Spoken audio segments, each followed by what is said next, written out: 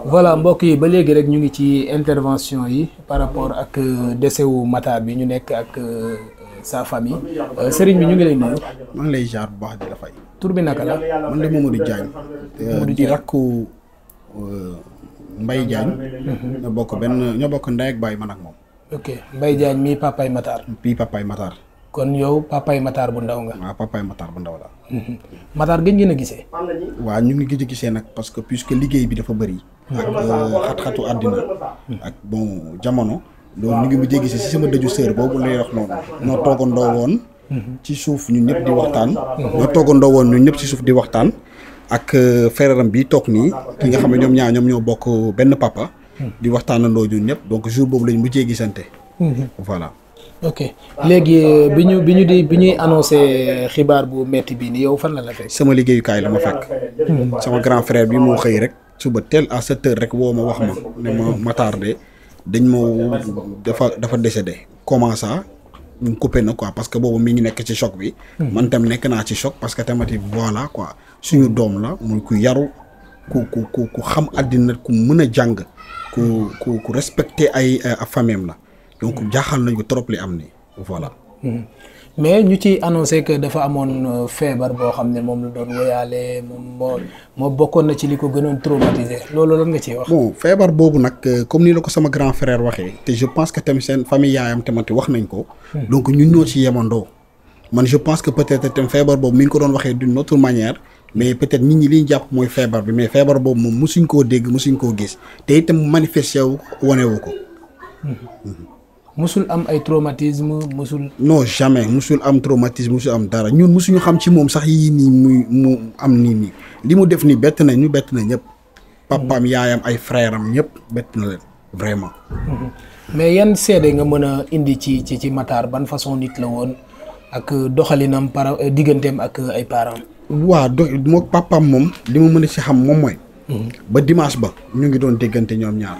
ak ba ci jabaru papaam bi nga xam ne déjà moo fi nekk day dégganteek moom every day ñu ngi déggan ak frère am bi toog nii après peut-être dina ko seede. loolu laa mën a seede. affinité bu baax affinité bu rafet ci papa ak doom ba sama frère bi daan def ay envoi moom daal mi ngi nii daal lépp li nga xam ne déjà nit ñi nag ñu ngi wax. kii mooy papaam kii mooy papaam mais son vrai père est là. moom musul bëgg affaire internet.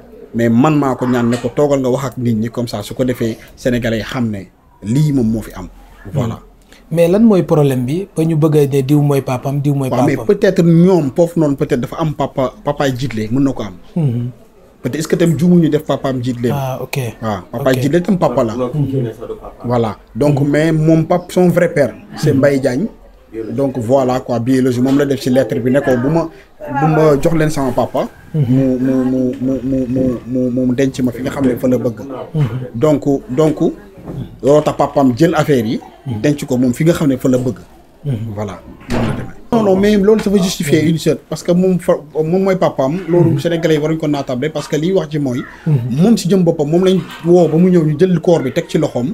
kon xam nga ne kon bur woon papaam duñ ko def. dëgg la teg ko ci loxoom moom moo ko jël bu ànd ak ay mbokkam sagg ko defar ko ñu ànd denc ko ci anam bu rafet ñibbisi. mi ngi nii moom mooy papaam te xam naa ne nag dooy jël nit di ko jox koo xam ne du papaam.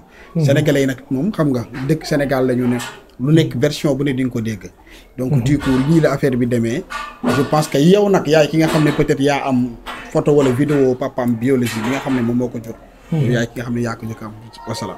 mais dañu gis bi ñu jotee corps bi ñu njëkkee ko yóbbul yaayam donc loolu initiative bu papaam la. voilà papa ji moom moo def xalaat bu rafet boobu. parce que tamit yaayam puisque dafa AVC. donc mënul déplacé wu. te moom itam yaayam gëj na gis doomam. donc ñun pour ñu jël corps bi ñu denc ko sans pour autant que yóbbul ko yaayam day doon loo xam ne donc vraiment. moom mooy lu rafet. papaam nag jël initiative bi ne nañ ko yóbbul. yaayam mu gis ko su ko gisee ba pare ñu mën a jël na xale bi indi ko ci suñu jàkka xëy préparer ko dem denc ko. noonu la demee. te dem nañ ba Pikine yóbbul ko koor bi seen famille gis nañ ko donc loolu daal lu rafet la. donc voilà. mais diggante bi ñu leen annoncé nouvelle bi ak bi ngeen jotee koor bi mu am benn écart 4 jours diggante boobu nag ngeen ko dundee. mu metti trop parce que tamit xam nga mënaguñ jot ci koor bi xamaguñ nu mu demee xamaguñu dara.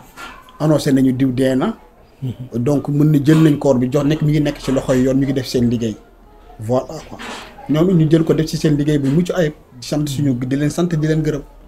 voilà.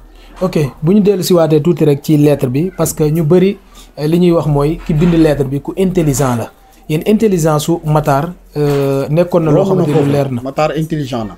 il est très intelligent ba pare jàngkat la. ku def master donc xam nga di jël bi muy def bac rek gis ngeen ko gisee ci lettre bi mooy jël première ci centre am. donc ñun kon man mën naa ne moo bind lettre bi. mais du ma ko firndeel bon dara leerul ma ci mais. dum naa ne bu fekkee dañ ne moom la du ma bett. quand même du ma bett quoi parce que jàngam romb na foofu. du hasard maamam diw doon ko ñaanal président donc xam nañ ne carrément bon ku xarañ la woon daal. bon li mu def nii nag moom vraiment bu ko bëggee dégg-dégg bett nañ. waaw waaw xaaral mu dem ñu continuer. ok waaw nga ne lettre bi. waaw lettre bi moom mën nañ ne moo ko moom bind ko ñi ñaa ngi wax mais man bu ko bindee du ñu bett. du ñu bett quoi vraiment. parce que yow intelligence am moom foo ko natt rek weesu na fa. jàngkat la tey ay xaritam ak ñëpp confirmé nañ ko. voilà. ok moom Matar bi muy dund fan la féete woon fii la féete woon ci papaam wala ci yaayam la féete woon. waaw mi ngi féete woon ci yaayam nag Pikine ko. ok ci yaayam la féete woon xëy na loolu moom moo indi polémique yi. waaw mais xam nga rek Sénégal moom mënoo ñàkk wax mënul fi ñàkk. voilà. mais ban message ngay lancé. waaw message bi may lancé mooy di mastawu sénégalais yëpp ndax décès bi képp ku ko gis jooy nga ci. képp ku ko gis naqarlu nga ko képp ku ko dégg it metti na la. donc ñu ngi mastawu sénégalais yëpp di wax ne gis nañ taxawaay bi gis nañ appel yi gis nañ woote yi ñëpp jàpp nañ ci ñëpp taxaw nañ ci ñu ngi leen di sant di leen gërëm te di leen mastawu aussi. di wax ne nii la ko yàlla bëggee woon am na denc nañ ko ci jàmm ak salaam di lay ñaan ngeen ñaanal ko yàlla yërëm ko te xaare ko àjjana. ok jërëjëf sëñ bi. voilà merci. allahumma amin kooku nag mbokk yi moom mooy rakku papay Matar Diagne moom mu ngi wuyoo ci turu Mamadou Diagne nekk rakk ci Mbaye Diagne mi nga xam ne moom mooy papay Matar Diagne di étudiant bi nga xam ne moom moo faatu ci anam yu yéem ñëpp foofee ci université Gaston Berger bu Saint-Louis mu nekk nag situation boo xamante ne nii métti na ba fa méttit yem Sénégal yëpp àndandoo di naqarlu anam bi nga xam ne nii moom la jëmm joojee génne àddina ñu koy jaale mbokkam yëpp nag di ko jaale famille bi yëpp waaye aussi di ko ñaanal sunu borom wàcce yërmande ci kawam jërë ngeen jëf mbokk yi kon loolu moom moo nekkoon lañ leen indil ñu leen di jox rendez-vous ba beneen yoon jërë ngeen jëf.